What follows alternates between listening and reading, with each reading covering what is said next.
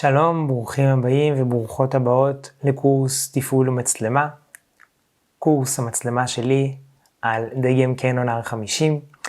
היום אנחנו בעצם נלמד ביחד איך לתפעל את המצלמה שלנו. לי קוראים גיל בניסטי ואני מורה לתפעול כל סוגי המצלמות. ואנחנו נעשה בשיעור הזה הכרה זריזה של מבנה המצלמה.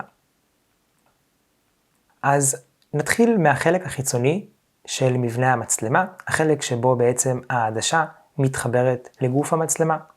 כדי לחבר את המצלמה לעדשה, אנחנו בעצם נסתכל על החלק הכסוף שנמצא על המצלמה, קוראים לו הביונט, הטבעת הכסופה. במרכזה יש לנו נקודה אדומה. אם נסתכל על העדשה עצמה, גם עליה בחלק הכסוף יש לנו נקודה אדומה.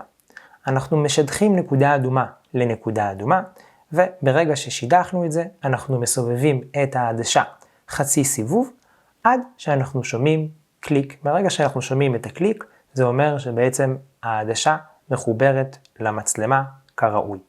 כדי להוציא את העדשה ולחבר לצורך העניין עדשה אחרת, אנחנו נעשה את אותה פעולה, רק הפוך. אנחנו נחזיק ביד אחת את המצלמה, ביד אחת את העדשה, תוך כדי אנחנו נלחץ על הכפתור השחור שנמצא על החלק החיצוני של המצלמה, מתחת לאותיות EOS, אנחנו בעצם נראה כפתור שחור, נלחץ עליו ונסובב את העדשה בחצי סיבוב, ונוציא את העדשה ונחבר עדשה אחרת. אחרי שחיברנו את העדשה, אפשר לעבור לחלק הימני של המצלמה. בחלק הימני של המצלמה אנחנו בעצם רואים את הגריפ שלנו. הגריפ שלנו זה בעצם המקום שבו אנחנו נחזיק את המצלמה ביד ימין, 3 אצבעות מחזיקות את הגריפ, ואצבע המורה והבוהן משוחררות כדי לתפעל את המצלמה, גם בחלק העליון שלה וגם בחלק הפנימי שלה. בגריפ יש לנו דלת גומי שמחביאה מאחוריה 2 חיבורים. חיבור אחד, USB Type-C, ששם בעצם אנחנו יכולים להטעין את המצלמה, ואנחנו יכולים גם באמצעות כבל USB להעביר נתונים לפלאפון, למחשב, לטאבלט. החיבור שנמצא מתחת זה חיבור HDMI מיקרו.